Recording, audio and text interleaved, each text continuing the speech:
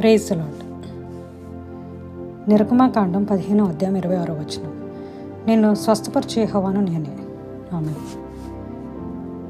యేసుప్రభువు వారు స్వస్థపరిచే దేవుడు.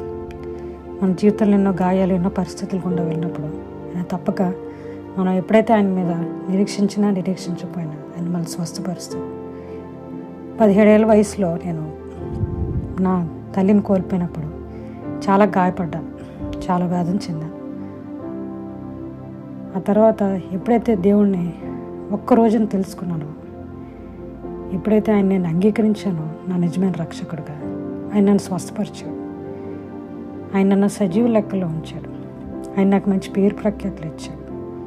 ఎంతోమంది మధ్యలో ఉన్నత స్థితిలో నేను ఉండే అటువంటి గొప్ప ఘనత దేవుడు నాకు ఇచ్చాడు. నేనే సజీవ సాక్ష్యం ఆయన కొరకు. మీరు కూడా దేవుణ్ణి, యేసుప్రభువుని నమ్మి స్వస్థత పొందుకోండి. ఆమేన్.